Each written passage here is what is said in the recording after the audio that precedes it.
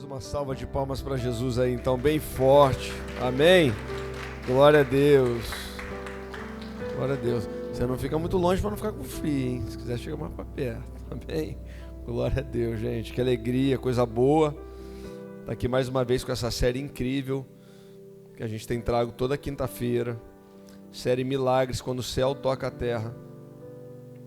A gente tem vivido dias incríveis e intensos nesse lugar. Eu sei que tem feito bastante frio, né? E talvez esteja espantando alguns, mas eu creio também fielmente, como tenho dito aqui, que Deus traz todos aqueles que Ele entende que é necessário que estejam aqui para ouvir essa palavra. E eu quero compartilhar uma palavra que tenho convicção, porque é a palavra de Deus, é muito poderosa. Quero falar sobre uma compaixão que interrompe a morte. Amém, irmãos? Quero falar de um Deus que quando toca a terra, quando o céu toca a terra, a morte tem que sair. A morte não tem poder sobre aquele que venceu a morte, que é Jesus Cristo. Então eu queria que você abrisse sua Bíblia comigo em Lucas capítulo 7, versículo 11. A gente vai falar de um milagre que Jesus faz aqui. Um milagre muito conhecido. Jesus vai ressuscitar o filho de uma viúva. Eu queria chamar sua atenção para isso.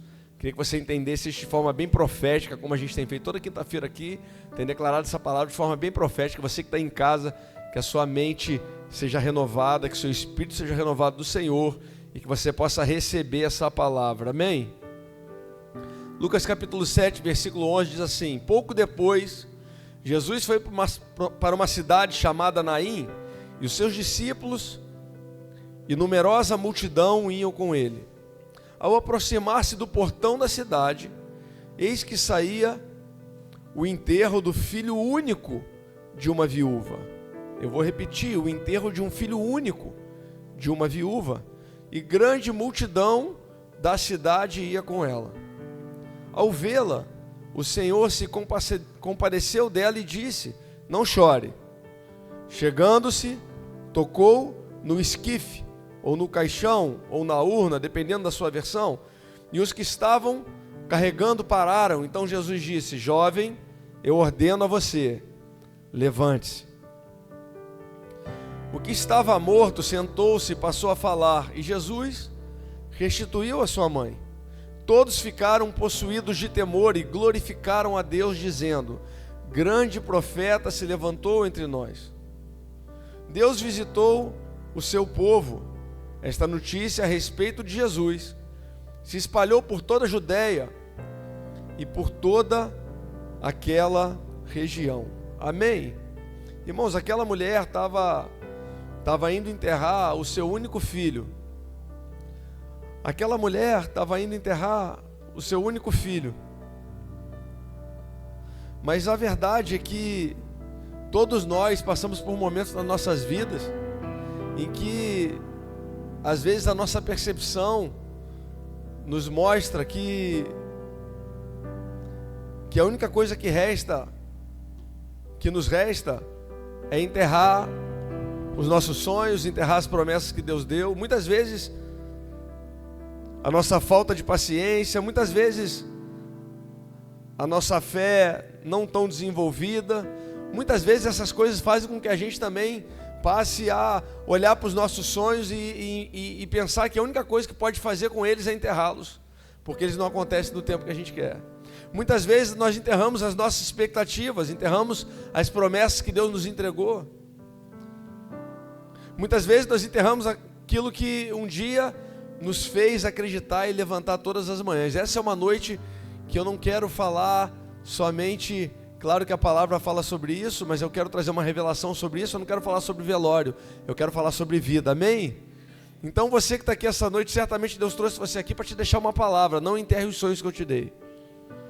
Não enterre as promessas que eu te entreguei.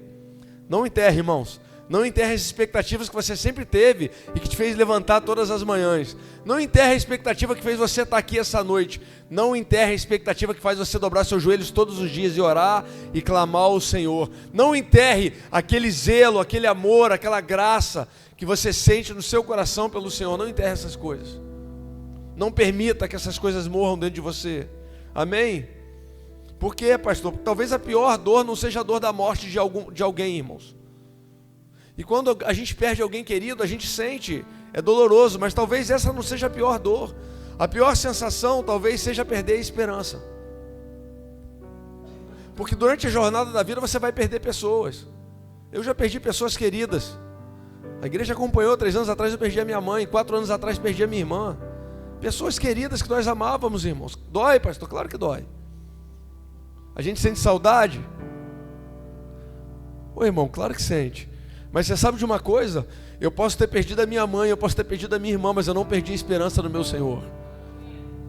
Eu posso ter perdido pessoas, coisas durante a minha caminhada, mas eu não perdi a esperança no meu Senhor. E a única coisa que nós não podemos perder é a esperança nele. Então eu não sei, irmãos, a gente faz um culto de quinta-feira e talvez alguém olhe e fale: pastor, você faz um culto quinta-feira, vem tão poucas pessoas. Irmãos, deixa eu falar uma coisa, Jesus traz exatamente quem precisa ouvir. E certamente alguém aqui precisa ouvir uma palavra de esperança.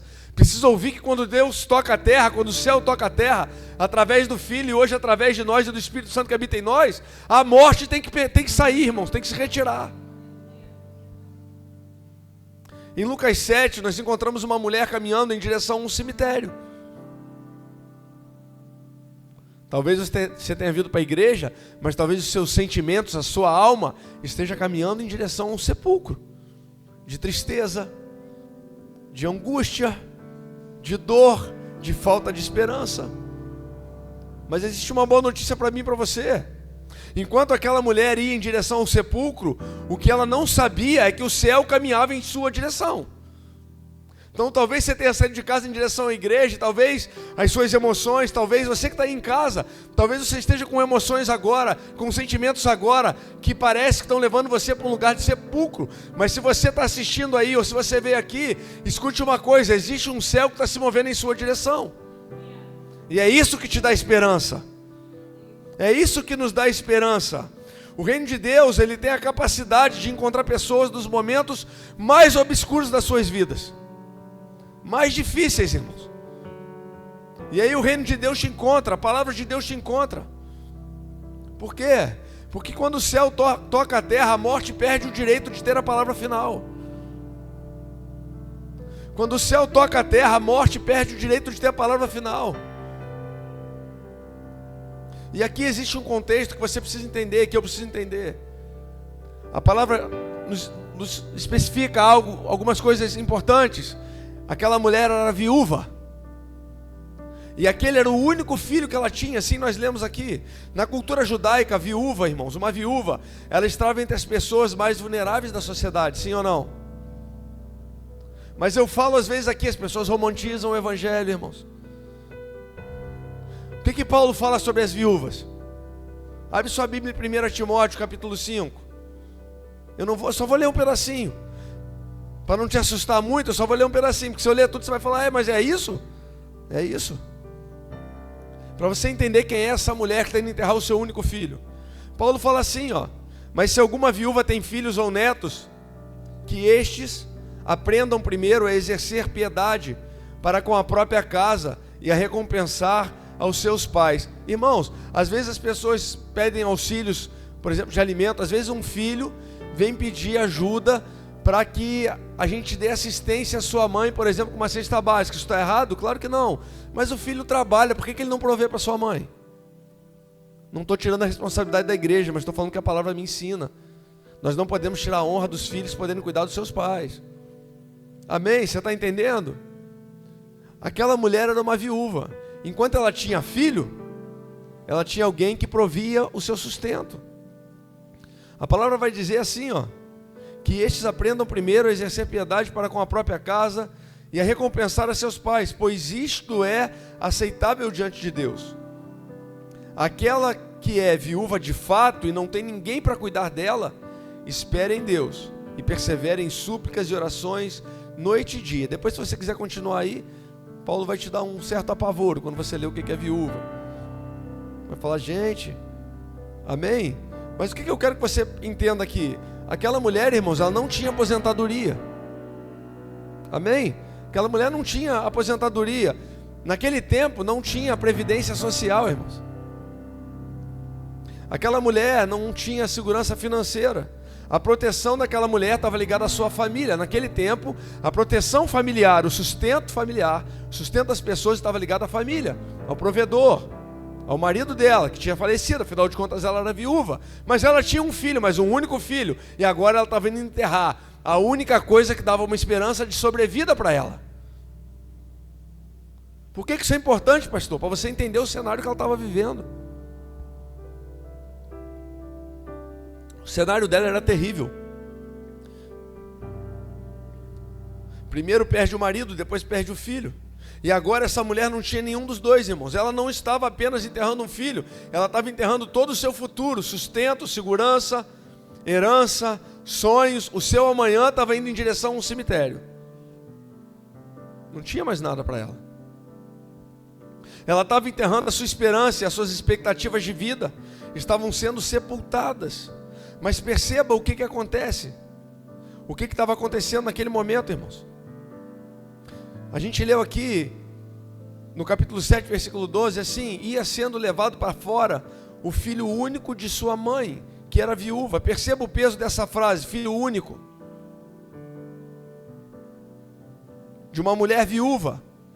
E o texto parece enfatizar o tamanho da perda daquela mulher. Aquela mulher já havia chorado uma vez, já tinha se entristecido uma vez, ela já tinha tido uma perda terrível, ela já havia enfrentado uma dor, agora estava enfrentando outra dor, passando por momentos de dificuldade. Quantas pessoas chegam na igreja assim, irmãos? Quantas pessoas vão lá cortar o cabelo e estão assim, Felipe? Quantas pessoas, Pedro, estão achando que você está lá colocando só um piso, mas elas estão magoadas e feridas por dentro? Quantas pessoas se chegam até nós, chegam perto de nós, e elas estão totalmente feridas, irmãos? Feridas por perdas, por sentimentos, por decepções. Quantas pessoas chegam assim até a gente? Pessoas que perderam a sua alegria, perderam a sua paz, talvez pessoas que perderam a sua esperança. Essa mulher estava assim. Quantas pessoas ao nosso entorno talvez tenham perdido a sua expectativa de mudança, expectativa de avanço, expectativa de prosperidade? Quantas pessoas perderam a expectativa no seu casamento? Quantas pessoas perderam a expectativa nos seus filhos? Quantas pessoas, irmãos? Irmãos, o maior perigo que nós corremos, como eu disse aqui, eu não estou menosprezando a dor, como falei aqui, eu passei por algumas experiências bem dolorosas. Mas o maior perigo que nós temos não é sentir a dor da perda de alguém, é perder a esperança no nosso Senhor. Perder a esperança na vida, irmãos. Por isso o maior perigo não é enterrar um sonho, é enterrar a nossa capacidade de sonhar. Existem sonhos que às vezes ficam para trás, mas você tem que continuar sonhando. Você tem que continuar tendo capacidade de sonhar. Por quê, pastor? Porque o céu quer liberar uma porção de esperança para você, cara. O céu quer liberar uma porção de esperança para mim. Você pensa que às vezes as minhas expectativas também não são frustradas? Você pensa que as nossas expectativas também não são frustradas? Você pensa que a gente também não sente dor, também não se magoa, que a gente também não se fere? Claro que se fere. Claro que se magoa, claro que tem expectativas frustradas também. Mas o céu hoje está querendo liberar sobre a gente uma unção de esperança com essa palavra. E a palavra vai dizer que o Senhor, quando viu aquela mulher, se compadeceu dela. Agora perceba que o céu não liberou primeiro o poder da ressurreição. A primeira coisa que Jesus libera não é o poder da ressurreição. A primeira coisa que Jesus libera é empatia, é amor, é compaixão. E Jesus se compadeceu dela. A primeira coisa que foi liberada foi compaixão, irmãos. E isso é muito profundo, porque o milagre não começa com a necessidade do homem. Já falamos aqui, essa série traga essa clareza. Milagre não tem a ver com necessidade, irmãos. O milagre tem a ver com o caráter e o coração de Deus. Milagre tem a ver com um propósito eterno. Todo milagre que Deus faz não é pela necessidade humana, mas é para revelar o seu caráter. Deus é amor, Deus é graça, Deus é justiça. Por isso, antes que Jesus tocasse o esquife ou o caixão, antes que ele tocasse o caixão, ele foi tocado pelaquela dor daquela mulher. Ele olhou para ela e se compadeceu dela. O que eu aprendo com isso, pastor? Que a compaixão é o amor de Deus em movimento, irmãos. A compaixão é o amor de Deus em movimento, tocando e curando a dor que está no nosso interior e muitas vezes nos usando para curar a dor que está no nosso irmão. Talvez tenham pessoas ao seu lado que estão falando, estão cantando, estão saltitando, estão se comunicando, estão se relacionando com você e estão mortas por dentro.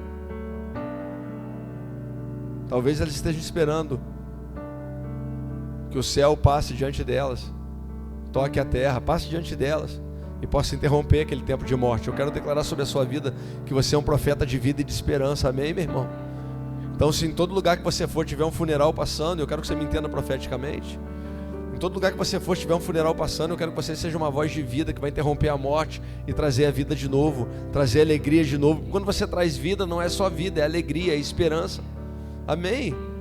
Vida e esperança, é isso que Deus veio trazer para mim e para você hoje. E você vai perceber que existem duas multidões nessa história.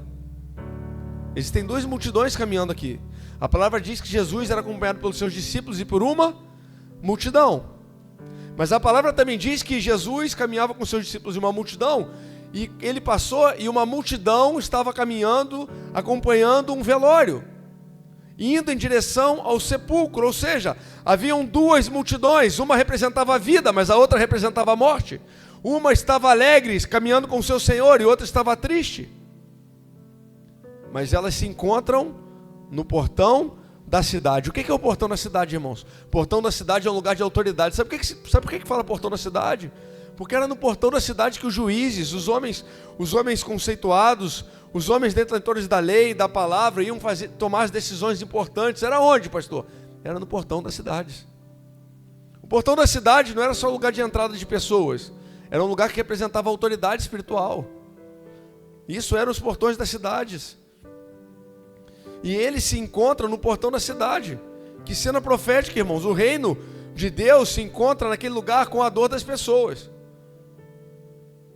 A própria vida, que é o próprio Cristo, porque Ele é a vida, Ele é a ressurreição, Ele encontra no portão da cidade, Ele encontra com a morte. Ali é um encontro. Existe uma conexão naquele lugar. Céus e terra estão se encontrando. Deus quer usar você, irmãos, porque o único lugar onde céus e terra se encontram é no seu interior. E Deus quer usar você para conectar pessoas a esse lugar de vida, de esperança, de graça, de amor, de alegria, de justiça. Deus quer usar a minha vida e a sua vida. Deus quer levar você aos portões das cidades. E se lá estiver acontecendo um velório, meu irmão, abre seus lábios. Abre seus lábios. Porque nesse lugar a esperança precisa encontrar o desesperado, irmãos. Lembra que eu já falei aqui? A igreja é o lugar onde a necessidade encontra a provisão? É exatamente assim. O reino de Deus é assim, o reino de Deus se manifesta assim. No lugar onde havia cheiro de morte, pranto de morte, a vida cruza diante deles. Jesus Cristo, com seus discípulos, cruza diante do lugar onde havia cheiro de morte e traz de novo o renovo da vida, irmãos. Jesus vai fazer algo impressionante aqui. A palavra diz que Ele vai tocar no esquife, vai tocar no caixão. Agora você lembra, se você for ler em Levítico, se você for ler e perceber o que a lei dizia que você não podia tocar num corpo morto. Por quê, pastor? Porque o corpo morto te contaminava e te deixava impuro. Aí pega no seu espírito isso, cara, porque Jesus está revelando algo profético para mim e para você. A lei dizia que quando o homem tocava num corpo morto, ele se tornava impuro. O céu está dizendo que aquele que carrega o Espírito, quando toca num corpo morto, não é contaminado pela morte, mas contamina com vida.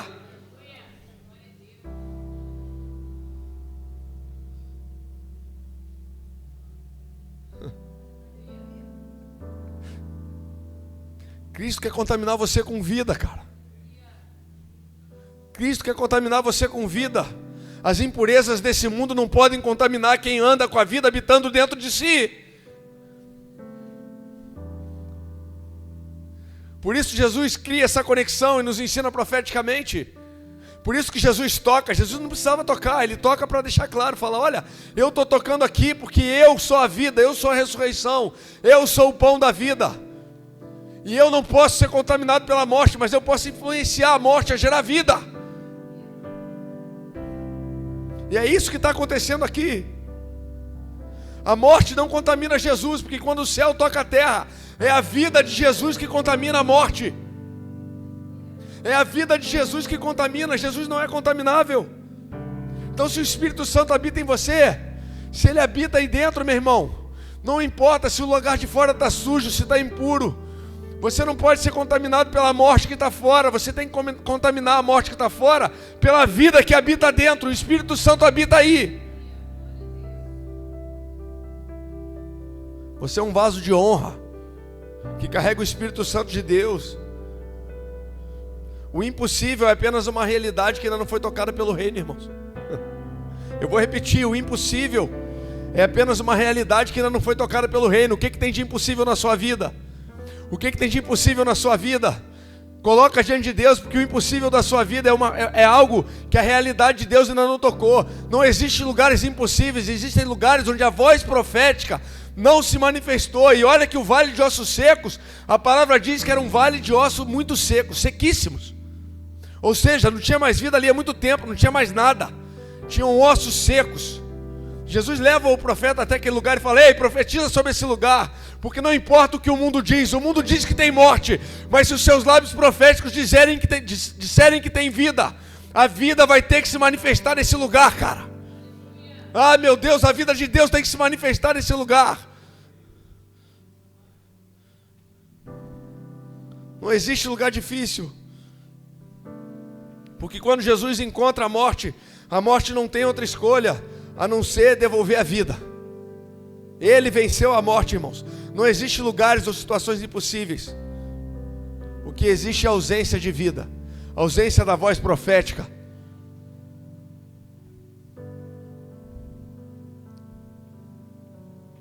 Irmãos, a viúva não pediu nada, pediu. Alguns milagres vêm de um clamor. Senhor, Senhor. Lembra do cego? Aqui não, a viúva não pediu nada. Ela não clamou, ela só estava triste, caminhando em direção ao sepulcro. Ela não demonstrou fé como aquele cego que clamava por Jesus. Ela não tocou em Jesus como aquela mulher do fluxo de sangue tocou em Jesus, porque ela sabia que somente tocando as vestes do seu Senhor ela seria curada. Ela não fez isso. Aqui você vai ver algo extraordinário, Jesus tomando a iniciativa. Jesus olhou, se compadeceu e tomou a iniciativa. Isso não revela um sentimento, isso revela uma natureza. Compreenda isso no seu espírito para você não confundir os milagres de Jesus. Isso não revela um sentimento simplesmente, mas uma natureza. Porque Jesus não faz só por compaixão, Jesus faz porque Ele é. Jesus não dá vida porque Ele sente a necessidade de alguém. Jesus dá a vida porque Ele é a vida. Isso não tem a ver com a necessidade do outro, de agradar o outro. Tem a ver com a natureza do próprio Cristo, que tem que ser revelada. Tem a ver com o reino de Deus sendo revelado. Por isso o milagre de Deus não tem a ver com a necessidade humana, mas com a revelação eterna do nosso Senhor. Esses são os milagres de Jesus. Jesus não veio resolver apenas o problema daquela mulher, não veio resolver os problemas humanos, Ele veio revelar o Pai, irmãos. O propósito do milagre nunca é resolver um problema, porque o reino não é resolutivo, o reino é redentivo. Jesus não veio ali resolver um problema, Ele veio remir uma terra e remir um povo. É isso que Jesus está fazendo ali. Os milagres de Deus não são para resolver uma necessidade e um problema humano, são para revelar o eterno, revelar o Senhor, revelar o reino de Deus, para que todos possam glorificar o nome de Deus. Cada milagre é uma janela para o caráter de Deus ser revelado, irmãos.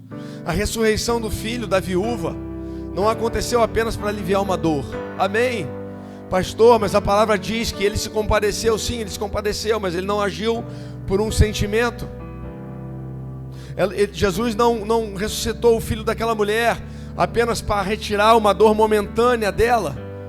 Isso aconteceu para que todos vissem quem estava caminhando entre eles: Cristo, o céu tocando a terra, o Filho de Deus caminhando na terra, o reino de Deus sendo revelado na terra. É por isso que isso aconteceu. Por quê, pastor? Porque o milagre sempre aponta para uma revelação maior do que ele mesmo. O milagre não tem fim em si mesmo, irmãos. O milagre sempre aponta para algo muito maior. Jesus não cura porque o sofrimento surpreende Ele, porque Ele fica surpreendido com o sofrimento daquela mulher. Ele cura porque o reino está invadindo a terra. É o reino passando sobre a terra. Não é somente um homem, é Deus encarnado andando na terra. E se Deus encarnado está andando na terra, o reino tem que ser revelado. As circunstâncias têm que ser mudadas. Os locais têm que ser transformados. Onde tinha morte tem que ter vida. Onde tinha escassez tem que ter abundância. Ah, mas não tem pão, não tem peixe, não tem onde comprar pão, não tem dinheiro. Não interessa, o céu está tocando a terra. E quando o céu toca a terra, tudo é transformado. Tudo é transformado.